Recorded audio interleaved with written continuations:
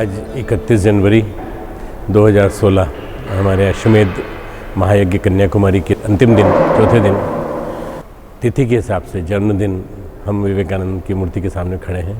स्वामी विवेकानंद ने इस देश के भाग्य को पलट दिया, बदल दिया पूरा।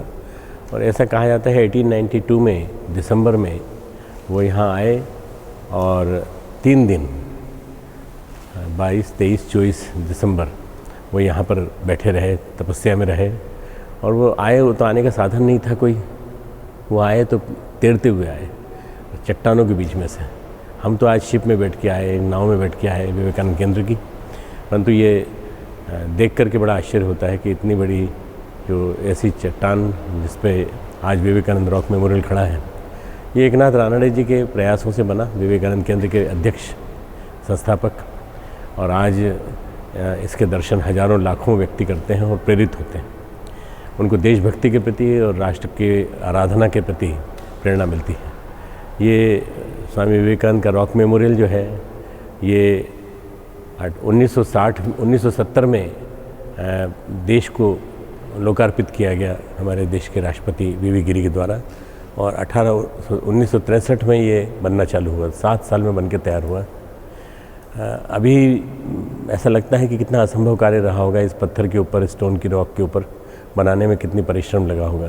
पर लगता है कि ये सारा सारा देवी चेतना, परोक्ष चेतना का सहयोग रहा होगा, तभी इतना बड़ा निर्माण कार्य संभव हो पाया। विवेकानंद का संकल्प था विचार चक्र प्रवर्तन, विचार बदले हैं, लोगों के विचारों में क्रांति आए, बदलाव आए। गायत्री परिवार भी उसी काम के लिए संकल्पित है। और हम और विवेकानंद केंद्र दोनों मिलकर के पूरे देश में, पूरे विश्व में स्वामी विवेकानंद के, परम पूज्य गुरुदेव के दोनों के विचारों को जन जन तक पहुंचाने का प्रयास करेंगे।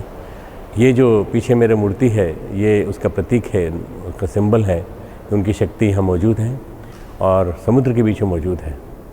लगभग 500-600 मीटर दूर समुद्र तट से ये बीच समुद्र में एक चट्टान के ऊपर स्थित है, रॉक के ऊपर स्थित है। बहुत सुंदर स्थान है। बिल्कुल सामने की तरफ जहाँ विवेकानंद की मूर्ति है, सामने की तरफ वो दर्शन करते हैं तो अनाम्बा माँ पार्वती की एक पाँव पे खड़ी हुई उनकी जो छवि रही होगी कभी किसी ज़माने में, वो उनके कल्पना में था, उसको दर्शन करते हैं। उनके पाँव की मुद्रा वहाँ अंकित हो गई है, एक पाँव की, एक पाँव पे खड़े होकर माँ पार्वती ने तपस्या की थी ब्रह्मचारिणी के रूप में। और वही कन्याकुमारी का मंदिर सामने मौजूद है, बिल्कुल इसी विवेकानंद केंद्र के सामने मौजूद। मैं चाहूँगा कि जो भी भारत आए वो भारत में इस स्थान पर जरूर आए, विवेकानंद केंद्र। जो भी तमिलनाडु या मलयाली क्षेत्र में आए तो केवल पर्यटन के लिए ना आए, बल्कि विवेकानंद के माध्यम से प्रेरणा लेकर के जाए। और यहाँ से प्रेरणा ये लेकर के जाए कि मैं अपने विचार भी बदलूँगा, शुद्ध करूँगा, दूसरों के विचार भी बदलूँगा, शुद्ध करूँगा, और भारत को एक विशाल विराट भारत, अखंड भारत, एक महान भारत बनाने का संकल्प लेकर जाऊँगा।